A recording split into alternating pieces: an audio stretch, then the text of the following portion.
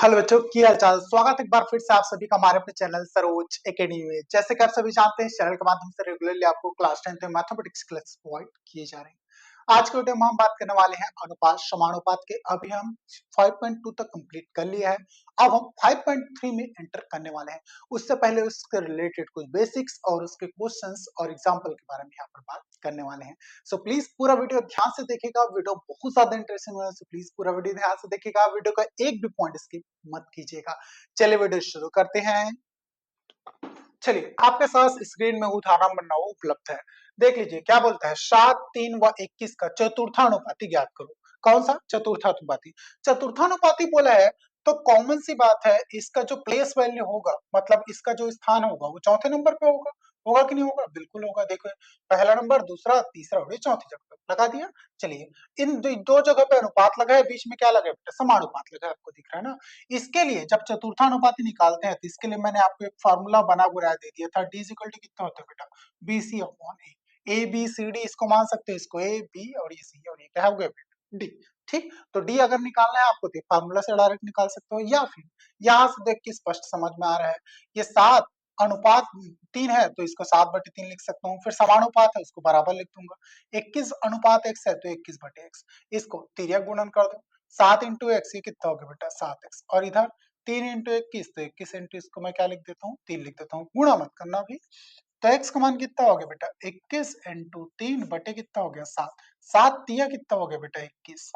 ठीक है, तो x का मान कितना हो गया? यहाँ 3 बचा, वहां भी 3, तो 3 तिया कितना हो गया बेटा? 9। तो x का मान हो गया आपका 9। चलिए, फटाफट स्क्रीनशॉट ले नोट डाउन कर लो। वीडियो में और आगे बढ़ते हैं। अगर आप फार्मूला में भी रखते हो तब भी यही मान आपको देखने को मिलेगा। चलिए, आपके पास उदाहरण नंबर 10 स्क्रीन में उपलब्ध है। जैसे कि आप यहाँ पर देख पा रहे हो, क्या बोलता है क्वेश्चन? संख्याओं 54, 71, 75 और 99 में से प्रत्येक में क्या घटाया जाए कि शेषफल क्या हो जाए बेटा? समानुपाती हो जाए। भैया, शेषफल समानुपाती का मतलब होता है आपका से जो एक्स का मान आना चाहिए वो कैसा आना चाहिए? आपका जो वैल्यू है ये दोनों को समानुपात करने पे आना चाहिए।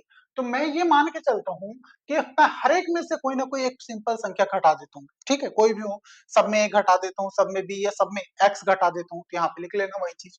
माना माना सभी में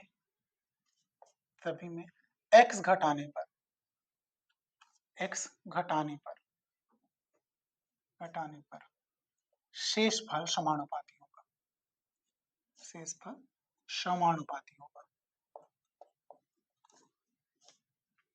ये मैं मान के चला कि सभी में अगर मैं एक्स घटाता हूँ शेषफल क्या हो जाएगा बेटा? समानुपाती। तो इसको लिख दो। ये देखो, शेषफल समानुपाती का मतलब अनुपात में नहीं लिख रहा हूँ, डायरेक्ट बटे में लिख रहा हूँ। ध्यान देना, 54 माइनस कितना हो गया बेटा? एक्स। ठीक है, बटे इसके बटे में ये आएगा 71 माइनस एक्स। ठीक है, अगर ये दोनों अनुपात में रहेंगे, 54 माइनस एक्स अनुपात 71 माइनस एक्स को मैं यही लिखूंगा कि नहीं लिखूंगा? लिखूंगा। यहाँ पे समानुपात का साइन रहेगा तो बराबर लिख दिया मैंने समानुपात की जगह। ये कितना हो जाएगा बेटा? 75 माइनस एक्स अपॉन, नीचे में क्या आ जाएगा बेटा? 99 माइनस एक्स। सब में मैं एक्स घटा रहा हूँ ना। ये देखो, मैंने शेषफल को क्या बना दिया? समानुपाती बना दिया। अब सॉल्व कर लो, एक्स का मान निकल जाएगा जो वैल्यू आपको घटाना है। चलिए, फटाफट देखते हैं, लास्ट में चेक भी कर लेंगे। ओके, टेंशन ना लो। इसका गुणा इससे, इसका गुणा इससे कर दो। कितना हो गया बेटे? 54 माइनस एक्स गुणा 99 माइनस एक्स, और इधर बराबर 71 माइनस एक्स और 75 minus x. 75 minus x into 71 minus x, ये हो गया। चलिए, अब गुणा करते हैं बेटा। गुणा करते जाओ। चलो, 54 इंटू 99 करो। 99 इंटू 54। अब गुणा करने आता होगा, ऊर्ध्व तिर्यक विधि से कर लीजिएगा। 9 चौके 36 का 6 हासिल आई 3। 9 चौके 36, 5 ने कितना हो गया बेटा? 45। कितना हो गया? 6 5 11 के एक हासिल है, एक। ठीक है, 4 3 7 और एक कितना हो गया बेटा? 8। 81। ठीक है, 9 चौके 36 का 6 हासिल है, 3 बचा था तो ये 3 ले लिया। 81 के बाद 82 83 84, 84 का 4 हासिल है, कितना हो गया बेटा? 8। ठीक है, पूरा डेटा यहाँ से मिटा लीजिएगा, ये 8 ले गया। 9 पंचे 45, 45 प्लस 8 करो, कितना हो गया बेटा? 45 में 5 जोड़ो 50 प्लस 3 कितना हो गया बेटा? 53। कितना है बेटा? 53 46। कितना आ गया? 53 46। यहाँ पे लिखते जाइएगा ना, 53 46। और 54 का गुणा एक्स से तो -54 हो गया, ये -54 एक्स है ना। ठीक है, चलिए अब और आगे बढ़ते हैं। माइनस एक्स का गुणा 99 से तो ये -99 एक्स हो गया। ठीक है, और माइनस माइनस कितना हो गया? प्लस एक्स का वर्ग बराबर, इधर 75 इंटू 71, तो 75 और 71 का लिए 5 एकम 5, ठीक है। ये 7 एकम 7, 7 पंचे कितना हो गया बेटा 35, 35 प्लस 40 दो कितना हो गया 42, ठीक है। 42 का 2 हासिल है कितना हो गया बेटा 4, ठीक है, ध्यान में रखिएगा। 7 सत्ते 49 और एक 50 3 53 हो गया, ये 53 25 हो गया बेटा, तो यहाँ पे लिखोगे 53 25। ओके, चलिए उसके बाद आगे बढ़ते हैं। फिर 75 का गुणा 71 से तो कर लिए, 75 का गुणा x से माइनस 75 x हो गया, ठीक है। फिर x का गुणा x का गुणा 71 से तो माइनस 71 x हो गया, फिर माइनस माइनस प्लस x का वर्ग हो गया। ओके, चलिए अब जो जो सिमिलर दिख रहा है काट दो, ये प्लस x का वर्ग इधर भी है इधर भी है, बराबर की तरफ कोई संख्या है समान चिन्ह में हो तो कट जाता है, कट गया। अब जो बचा उसको माइनस माइनस कर लो यार, ये 53 46 है, ये 53 25 है, मतलब ये बड़ा है ये छोटा है, इसको इधर ला लो, कितना हो गया 53 46 माइनस 53 25।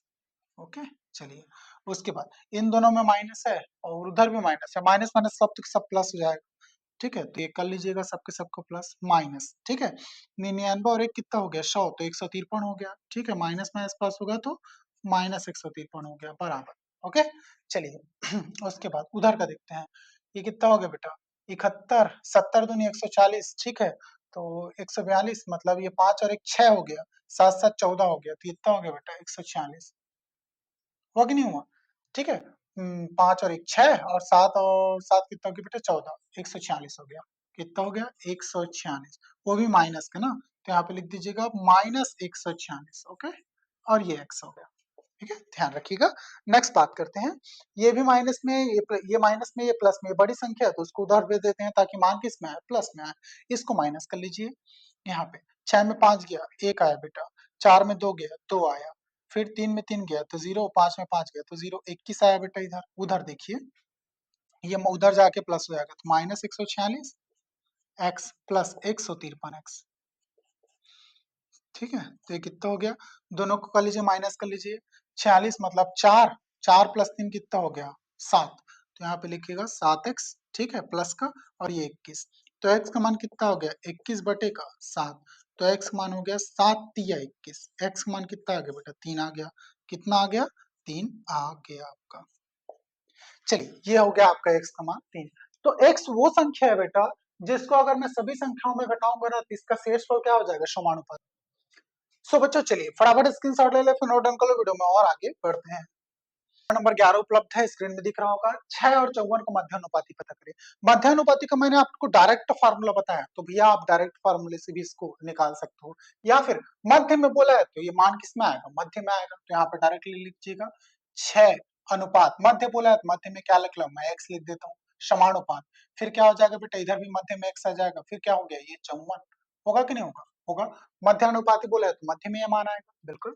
तो चलिए इसको लिख लेते हैं, कितना हो गया बेटा ये 6 बटे कितना हो जाएगा आपका x, और इधर x बटे कितना हो गया 54, x का गुणा x से हो जाएगा कितना हो जाएगा, ये x का वर्ग बराबर 6 इंटू कितना हो गया बेटा 54, ठीक है। चलिए अब x का वर्ग बराबर इन दोनों को गुणा कर लीजिए, कितना हो गया 6 चौके 24 का 4 हासिल है 2, फिर 6 पंचे 30 और 2 32 हो गया, कितना हो गया बेटा 32, 3224 किसका वर्ग होता है देख लीजिएगा, तो x का वर्ग है ना, तो x का वर्ग बराबर 324 18 का वर्ग होता है, वर्ग से वर्ग कट गया तो x का मान कितना आ गया बेटा आपका 18, ठीक है। तो ये वैल्यू किसका है आपका मध्यानुपाती है। आप इसको डायरेक्ट फार्मूले से भी निकाल सकते हो, फार्मूला आपको पता है B square is equal to कितना होता है बेटा आपका, मध्यानुपाती निकालना था ना, बिल्कुल B square is equal to होता है आपका एसी, कितना होता है एसी, ये वर्ग उधर जाके क्या लग जाएगा बेटा रूट लग जाएगा, तो रूट ओवर कितना हो गया एसी, तो बी इज इक्वल टू कितना हो गया रूट ओवर ए का मान कितना है बेटा आपका देख लीजिए 6, सी का मान कितना है 54, भैया इसको गुणा करोगे फिर से आएगा रूट ओवर 324, आएगा कि नहीं आएगा, ये जो यहाँ पे आया वैसे ये भी आएगा, तो बी का मान हो गया यहाँ पर भी 18, क्योंकि रूट ओवर 324 किसका मान होता है बेटा 18 का। आपने टेबल तो याद किया ही होगा, ठीक है, 30 तक का वर्ग और 15 तक का क्यूब या फिर 20 तक का योग, क्या लो बहुत आसान से काम आपका बन जाएगा। फटाफट स्क्रीनशॉट ले ले, नोट डाउन कर लो, आगे बढ़ते हैं। नंबर 12 फिर से आपको दिख रहा होगा 8xy और 4x स्क्वायर y का तृतीय अनुपाती पता करें। इस बार तृतीय अनुपाती बोला है, तृतीय अनुपाती का भी आपको डायरेक्ट फार्मूला पता है, क्या पता है ये भी आप ध्यान में रख लीजिएगा, c इज इक्वल टू क्या होता है बेटा बी स्क्वायर अपॉन ए, ये आपको पता है तो रख दीजिए डायरेक्टली। चलिए फार्मूला बेस्ड होके बनाओगे तब भी एकदम आसानी से बनता है।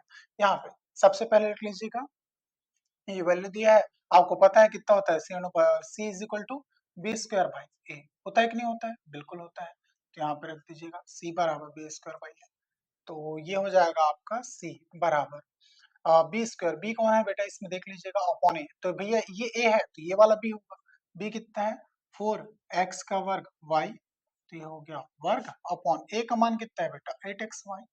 ये रख दिया मैंने सीधा सीधा। तो सी इज इक्वल टू कितना हो गया 4 का वर्ग 16, x का वर्ग x की घात 4, अरे y का वर्ग y का वर्ग हो जाएगा अपॉन 8xy। जो कटता है काट दो बच्चे का, वो आपका आंसर हो जाएगा। 8 दूने 16, 2 आ गया बेटा यहाँ पे। x से एक x कटा, 2x का क्यूब आ गया, एक y से एक y कटा, कितना बेटा बेटा y आ गया। ठीक है, तो ये हो जाएगा 2x का क्यूब y। ये आपका तृतीय अनुपाती का वैल्यू हो जाएगा। फटाफट स्क्रीनशॉट ले लो, नोट डाउन कर लो, आगे बढ़ते हैं। या फिर आप चाहो तो इसे अनुपात के फॉर्म में बना सकते हो। अनुपात के फॉर्म में अगर लिखोगे ना तो याद रखना हमेशा क्या होता है बेटा, बीच वाली संख्या रिपीट होती है। क्या होती है बीच वाली संख्या, तो क्या हो जाएगी 8xy अनुपात 4x का वर्ग y। तो बीच में कौन आएगा, यही नहीं आएगा, a के बाद ये b है, उसके बाद ही c आएगा, तो b फिर से रिपीट हो जाएगा। 4x का वर्ग y अनुपात कितना, जो भी आपको निकालना है मान के चलिए, इसको a b c d m मान लो, कुछ भी मान लो, मान के चलिए ये हो गया। फिर से इसको करोगे तो ये कितना हो जाएगा 8xy अपॉन 4x का वर्ग y बराबर 4x का वर्ग y अपॉन कितना हो गया बेटा m। ये इधर जाके गुणा होगा तो ये वर्ग नहीं होगा क्या, इसका होगा कि नहीं होगा, होगा। और 8x इधर जाके डिवाइड हो जाएगा, तो m का मान ही निकला, m का मान क्या है आपका c का मान है। एकदम आसानी से ऐसे भी बन जाएगा, कोई इशू नहीं है। जैसा आपको मन करे फॉर्मूला याद रखना है फॉर्मूला याद रख लो, नहीं याद रखना है तो इस पैटर्न से भी आप चीजों को आसानी से सॉल्व कर सकते हो। फटाफट स्क्रीनशॉट ले लो, नोट डाउन कर लो, आगे बढ़ते हैं। चलिए आपके सामने उदाहरण नंबर 13 स्क्रीन में उपलब्ध है, फिर से सॉल्व करते हैं ना। यहाँ पे आपको रेशियो दिया हुआ है a रेशियो b, ठीक है। उसके बाद क्या होता है फिर से रेशियो दिया है c रेशियो d, दिया है कि नहीं दिया, बिल्कुल दिया है। ध्यान में रखिएगा यहाँ पर फिर से इसको बात करें तो सेम चीजें हैं। इतना वैल्यू अगर आपके पास हो तो सिद्ध करो कि इतना बराबर इतना, मतलब क्वेश्चन में आपको दो चीजें दिया हुआ है, एक बायां पक्ष दिया दायां पक्ष दिया है। मान के चलिए आप कुछ सॉल्व करते हो, बायां पक्ष लेके चलते हो तो दायां पक्ष लाना पड़ेगा, दायां पक्ष लेके चलोगे तो बायां पक्ष आपको क्या करना पड़ेगा, लाना पड़ेगा। चलिए इसको बनाने का प्रयास करते हैं। या सबसे पहले इसको लिख लीजिएगा, ये वैल्यू दिया हुआ है आपको a अनुपात b समानुपात c अनुपात कितना दे बेटा d। तो यहाँ पे मैं लिख लेता हूँ इसको a बटे b, समानुपात को बराबर लिखता हूँ c बाई d। बराबर में कोई ना कोई वैल्यू मान लेता हूँ, मान के चलिए k। क्या मान लेता हूँ बेटा k, यहाँ पे लिख लीजिएगा माना बराबर के, मैंने मान लिया।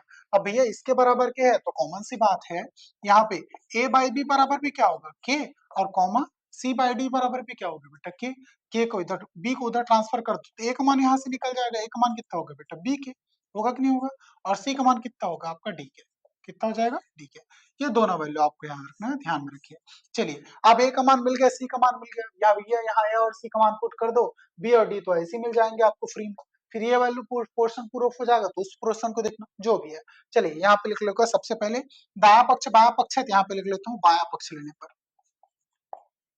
बाया पक्ष लेने पर। चलिए बाया पक्ष लेके चलिए, बाया पक्ष कितना है आपके पास a square minus c square upon b square minus d square. चलिए वैल्यू पुट करते हैं फटाफट ना। a का मान कितना है आपका b के है तो b के का वर्ग हो गया, बी के का वर्ग माइनस सी का मान कितना है बेटा आपका, सी का मान है डी के, तो यहाँ पे लिखिएगा डी के का वर्ग अपॉन नीचे में कितना है बेटा B square minus D square. इसका मान तो आपको नहीं पता ना, नहीं पता, इसका नहीं निकाले वाला से ना, तो इसको एज इट इज रहने देना, वैल्यू पुट करोगे डायरेक्ट आंसर आ जाएगा। ठीक है चलिए देखिए, ये बी का वर्ग हो जाएगा बेटा, ये कितना हो जाएगा के का वर्ग हुआ, माइनस ये हो गया डी का वर्ग, और ये कितना हो गया बेटा के का वर्ग अपॉन नीचे में भी B square minus D square. फिर से ध्यान से देखिएगा, अगर यहाँ पे मैं बोलूँ तो यहाँ पर दोनों जगह में क्या निकल रहा है बेटा, के का मान कॉमन निकल रहा है, तो के का वर्ग कॉमन निकाल दीजिए। अंदर में क्या बचा यहाँ पे बी का वर्ग माइनस डी का वर्ग बचा, नीचे फिर से भाई बी का वर्ग माइनस कितना हो गया बेटा डी का वर्ग, बी का वर्ग से डी का वर्ग कट गया तो यहाँ पे कितना बचा बेटा के का वर्ग। अब कॉमन सी बात है, अगर इधर के का वर्ग आया है, ठीक है, मैं कौन सा पक्ष लेके चलूँ, बाया पक्ष लेके चलूँ, तो दाया पक्ष में भी सेम मान आना चाहिए। चलिए यहाँ फिर से लिख लीजिएगा दाया पक्ष, ये के का वर्ग आया तो इधर से भी के का वर्ग आना चाहिए, तो यहाँ पे लिखोगे तब दाया पक्ष लेने पर, दाया पक्ष लेने पर। चलिए इसको लेके चलते हैं, ये कितना है बेटा ए सी अपॉन कितना है बी डी। चलिए फटाफट मान रखते हैं, ए और सी का मान रखिए, ए का मान कितना है बेटा बी के, और इंटू सी का मान कितना है बेटा डी के, नीचे में कितना है बेटा बी डी है। ध्यान से देखते जाइएगा ना मैं क्या क्या कर रहा हूँ।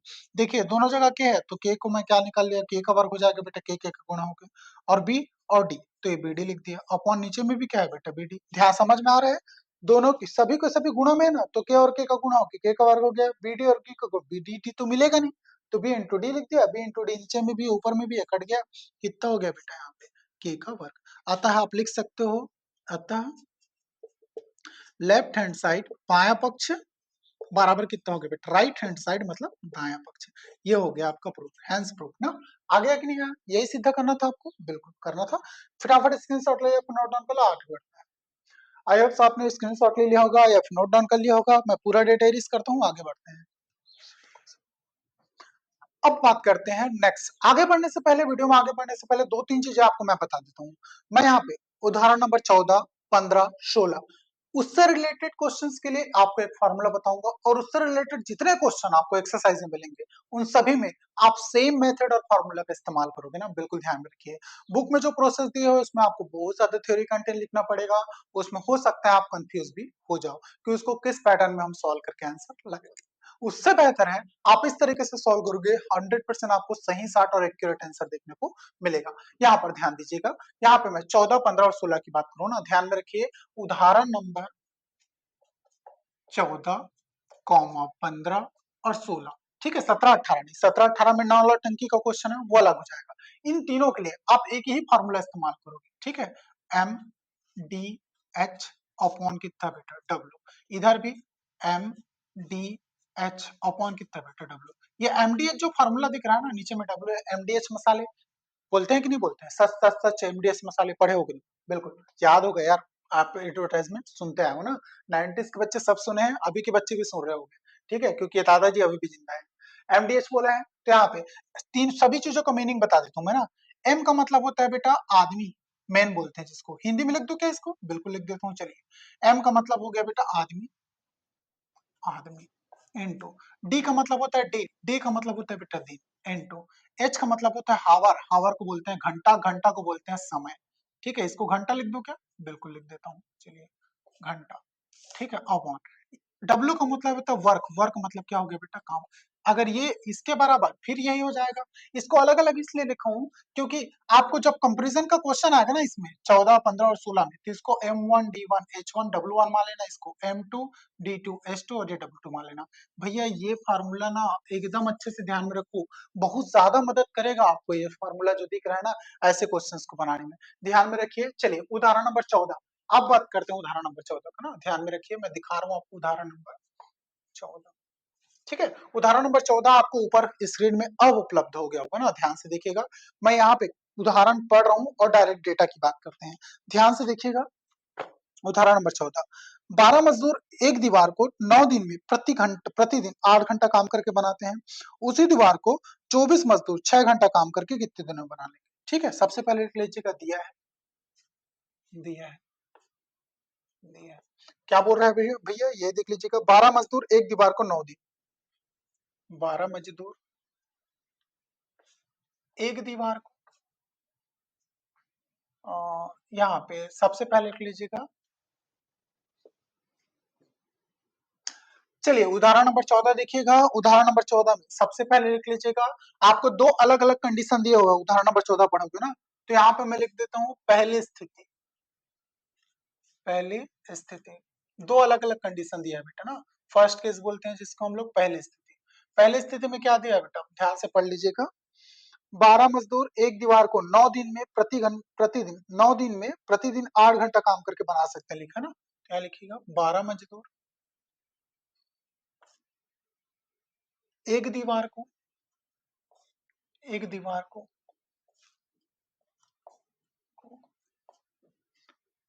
9 दिन में, 9 दिन में प्रतिदिन, प्रतिदिन 8 घंटा काम करके बनाते हैं,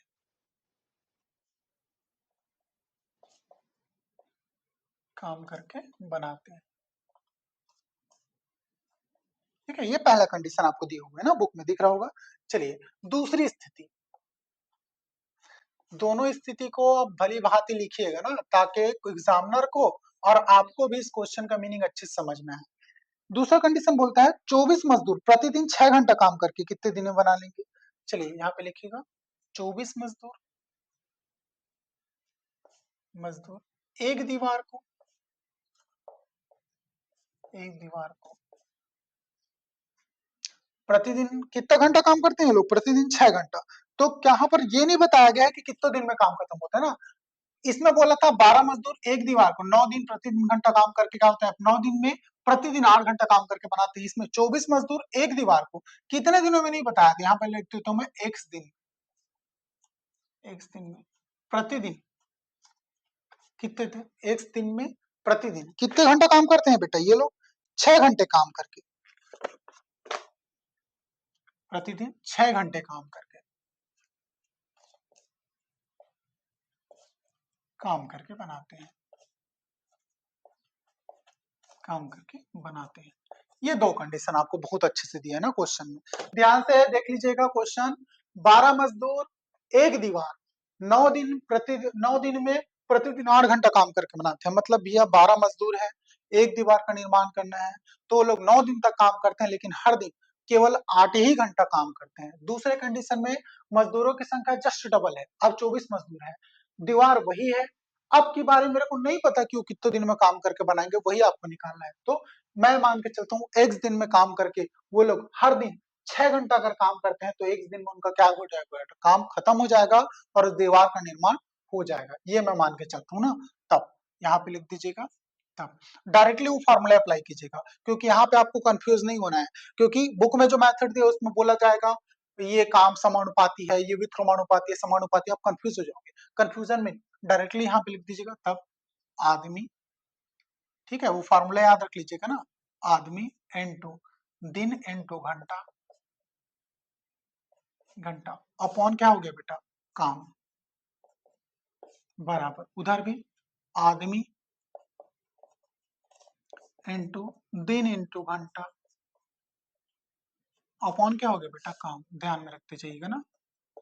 चलिए अब ध्यान से, पहली तरफ में पहले वाले पहली स्थिति का इधर पहली स्थिति का पूरा डेटा रखोगे और इधर दूसरी स्थिति का पूरा डेटा रखोगे। चलिए कितने आदमी, 12 आदमी, कितने दिन, दिन देखिएगा 9 दिन, कितने घंटे, हर दिन 8 घंटे, कितना काम, तो ये भैया एक दीवार का निर्माण कर रहे हैं तो एक काम बटे एक लिख दिया इधर। दूसरी स्थिति में कितने आदमी, 24 आदमी, कितने दिन नहीं पता तो एक्स दिन लिख दिया यहाँ पे, कितने घंटे, हर दिन 6 घंटे काम करते हैं, कितना काम, तो इसमें भी वही दीवार का निर्माण तो इसमें भी करना है ना, एक काम। चलिए तो यहाँ से ध्यान से देखिएगा, एक से एक तो ये तो कट गया, ठीक है। अब इधर देखिए कौन कौन कट रहा है, ये 12 दूने 24, ये आ गया बेटा 2, ठीक है। और कौन कटेगा इधर, एक पे स्टेप और लिख के काट देते हैं ताकि आपको कोई दिक्कत ना हो। 9 इंटू 8, 2 इंटू एक्स इंटू कितना हो गया बेटा 6, ये 2 चौके कितना हो गया बेटा 8, ठीक है। तो यहाँ पे ध्यान रखिएगा ये 4 बार में कटे हैं, तो 9 इंटू 4 बराबर कितना हो गया बेटा 6x, हुआ कि नहीं हुआ, हुआ। तो यहाँ पे ध्यान से x बराबर हो जाएगा बेटा 9 चौके कितना हो गया 36 बटे का क्या हो गया 6, तो x का मान आ गया आपका कितना बेटा 6 छक्के 36, तो 6 दिन। तो आपको पता है अगर 24 लोग मात्र 6 दिन काम करेंगे ना तो ये पूरे के पूरे दीवार का निर्माण हो जाएगा, जिसको 12 मजदूर 9 दिन में करते हैं। तो 24 मजदूर अगर मात्र 6 दिन काम करेंगे और हर दिन 6 घंटा काम करेंगे तो 6 दिन में इस पूरे दीवार का निर्माण हो जाएगा। तो यहाँ पे लिखिएगा अतः, स्टेटमेंट पूरा लिख दीजिएगा, अतः 24 मजदूर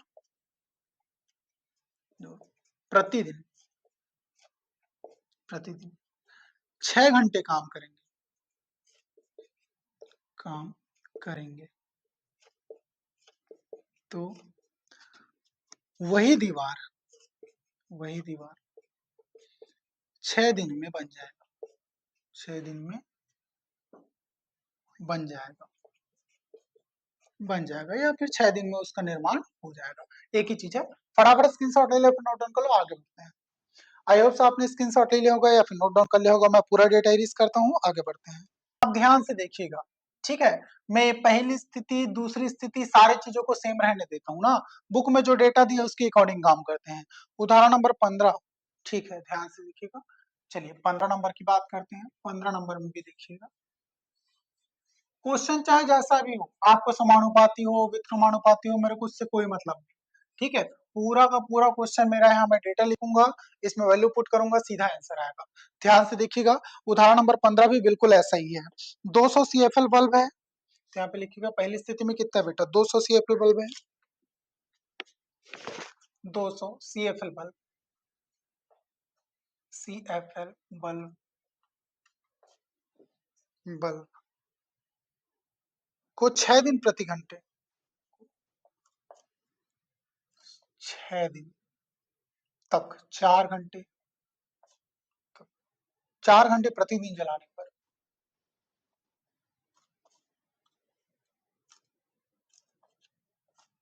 प्रतिदिन जलाने पर,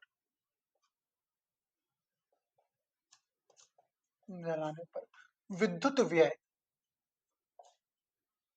विद्युत व्यय 40 रुपए आता है।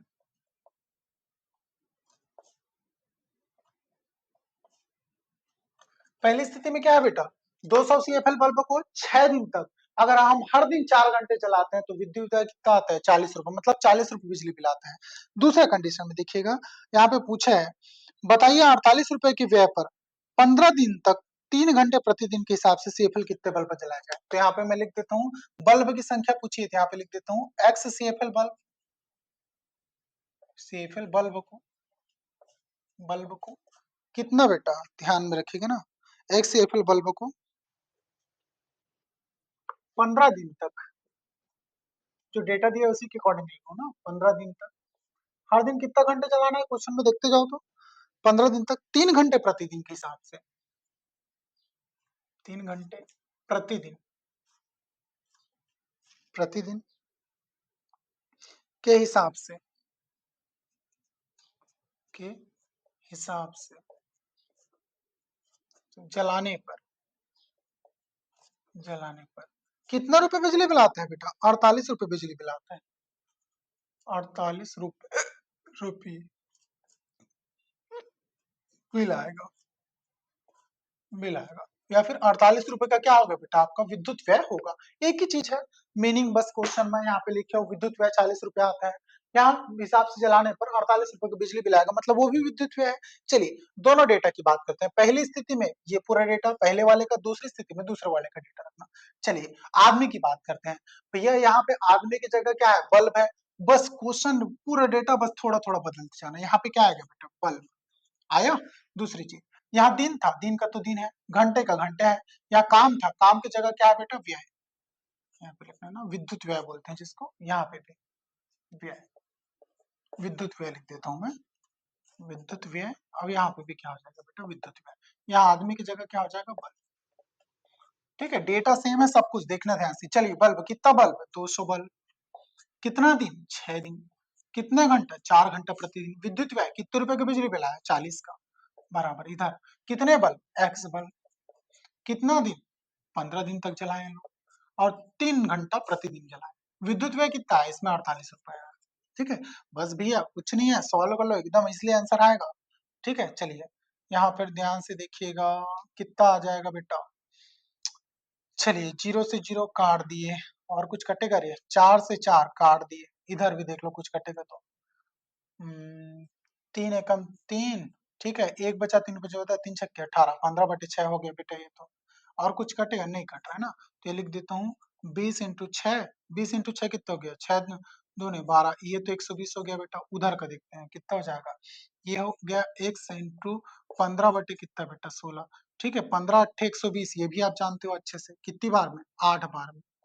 ठीक है, तो x का मान कितना आ गया, x बराबर हो गया बेटा 16, इधर आके गुणा हो जाएगा 16 किससे, 8 से, तो x का मान कितना आ गया आपका, कर लीजिएगा, 8 में चला, 8 छक्के 48, हासिल है 4, 8 एकम 8, 8 4 कितना हो गया बेटा, 12, तो 128 बल्ब जलेंगे ना, कितना, 128 बल्ब अगर 15 दिन तक चलते हैं और हर दिन 3 घंटा चलेगा, तो आपको 48 रुपए का बिजली बिल यहाँ पर देखने को मिलेगा। नीचे स्टेटमेंट में स्पष्ट रूप से लिखिएगा, अतः अगर 128 बल्ब, 128 बल्ब 15 दिनों तक, 15 दिनों तक प्रतिदिन 3 घंटा, प्रतिदिन 3 घंटा जलाते हैं, जलाते हैं, तो 45 रुपए, 48 रुपए कितना है बेटा, 48 रुपए बिल आएगा, 48 रुपए विद्युत व्यय आएगा, या फिर बिल आएगा, एक ही मतलब है। ठीक है, ये दोनों ही वर्ड का एक ही मीनिंग है, कोई टेंशन मत लेना। चलिए फटाफट स्क्रीनशॉट ले लो, नोट डाउन कर लो, और साथ ही साथ भैया आंसर भी मैच करते चलना ना। चलिए अब हम बात करते हैं उदाहरण नंबर 16 के बारे में। उदाहरण नंबर 16 भी सेम है। क्या बोलता है, यदि 15 व्यक्ति किसी काम को 40 दिनों में करते हैं तो बताइए उस काम के एक चौथा हिस्से को कितने व्यक्ति 15 दिन में कर लेंगे। यहाँ पे लिखिएगा, सबसे पहले पहली स्थिति में 15 व्यक्ति किसी काम को, यहाँ पे लिख देता हूं मैं, पहली स्थिति 15 व्यक्ति एक काम को, किसी काम मतलब मैं कोई एक काम मान के चलता हूँ, एक काम को कितने दिनों में करते हैं बेटा, 40 दिन में करते हैं, करते हैं, ध्यान में रखिएगा ना। चलिए पहला हो गया कंप्लीट। दूसरे में क्या दिया है, बताइए उसी काम के एक चौथा हिस्से को 15 दिन में कितने व्यक्ति कर लेंगे। तो यहाँ पे मैं मान लेता हूँ एक्स व्यक्ति उसी काम को, मतलब एक काम को कितने दिनों में खत्म करते हैं बेटा, 15 दिन में कर लेंगे, 15 दिन में करते हैं। ठीक है, जो डेटा दिया उसके अकॉर्डिंग मान लिया। व्यक्तियों की संख्या पूछी है, जो एक्स मानोगे वही आपको क्या बेटा पूछा गया है, बिल्कुल ध्यान में रखिएगा ना। चलिए यहाँ पे फिर से व्यक्ति बोला है, यहाँ फिर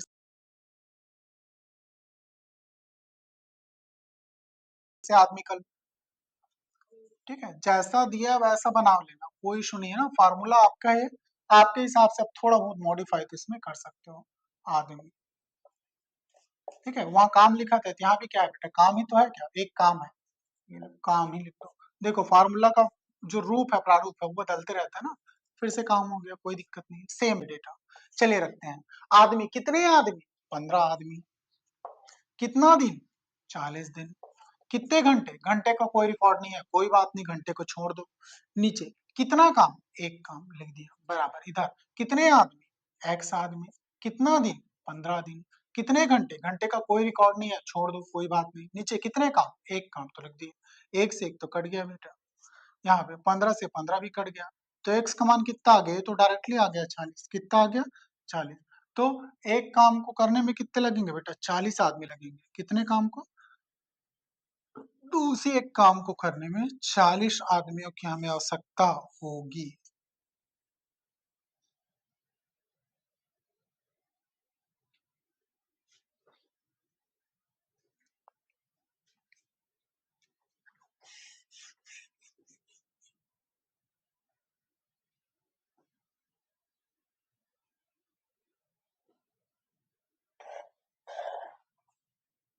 चलिए आपने पहली स्थिति लिख लिया, दूसरी स्थिति में देखिएगा, दूसरी स्थिति क्या बोलता है, फिर से दूसरी स्थिति को यहाँ पर ध्यान से देखिएगा। यहाँ आपने पहली स्थिति लिख लिया, अब दूसरी स्थिति की बात करते हैं। दूसरी स्थिति क्या है बेटा, बताइए उसी काम के एक चौथा हिस्से को, ठीक है, कितने लोग, कितना बेटा, 15 दिन में कर लेंगे ना। तो यहाँ पे लिखे लोगों की संख्या पूछी है, यहाँ पे मैं मान लेता हूँ एक्स व्यक्ति, एक चौथाई काम, काम इस बार कितना बेटा, पहले एक काम था, अब कितना हो गया, एक चौथाई काम को 15 दिनों में करते हैं, कितने दिन में बेटा, 15 दिन में करते हैं। जैसा क्वेश्चन में डेटा दिया बिल्कुल इसी के अकॉर्डिंग मैंने यहाँ पे लिख लिया ना। ध्यान से देखिए, 15 व्यक्ति था, उसकी जगह एक्स व्यक्ति, अब कितने व्यक्ति करेंगे पूछा है, बिल्कुल एक काम था, यहाँ 1/4 काम है, फिर से इसमें 40 दिन था, इसमें 15 दिन है, एकदम सिंपल डेटा। ठीक है, वैल्यू पुट कर लो, निकल जाएगा एकदम सीधा। चलिए आदमी की जगह आदमी को रखो, कितने आदमी, पहले वाली स्थिति में ना 15 आदमी, कितना दिन, 40 दिन। भैया घंटा का रिकॉर्ड कुछ दिया है क्या इसमें, नहीं दिया है, छोड़ दो घंटे को, कोई बात नहीं। कितने काम, एक काम। इधर कितने आदमी, दूसरी स्थिति में एक्स आदमी, कितना दिन, 15 दिन, घंटे का कोई रिकॉर्ड दिया कि नहीं दिया है, लेकिन काम कितना बोला है, 1/4 काम, तो 1/4 रखिए।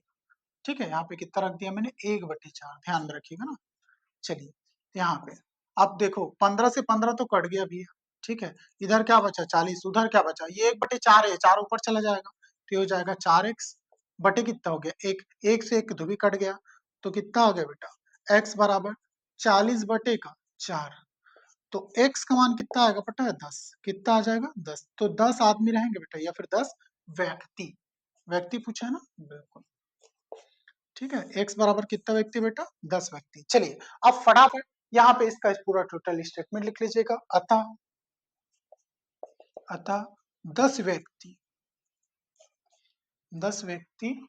1/4 काम को, 4 काम को 15 दिन में करते हैं।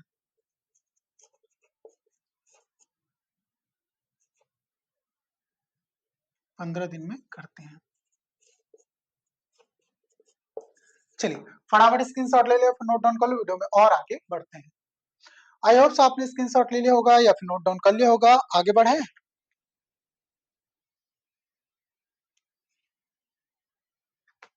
सो बच्चों, आज का वीडियो लेक्चर हम यहीं पे स्टॉप करते हैं। सो कैसा लगा आपको वीडियो? अगर ये वीडियो अच्छा लगा हो, इन्फॉर्मेटिव लगा हो, तो प्लीज चैनल को लाइक एंड सब्सक्राइब कर लीजिएगा। यार आप बिल्कुल भी शेयर नहीं करते हो ना, आपके शेयर से हमें मोटिवेशन मिलता है। सो प्लीज जितना ज्यादा हो सके दिल खोल के शेयर कीजिएगा। आप जितना ज्यादा शेयर करोगे हम उतना ज्यादा मोटिवेट होंगे, और हम जितना ज्यादा मोटिवेट होंगे उतना ही बेहतरीन कंटेंट आपके लिए लेकर आते रहेंगे। चलिए मिलते हैं नेक्स्ट वीडियो में ऐसी इंपॉर्टेंट इन्फॉर्मेशन के साथ।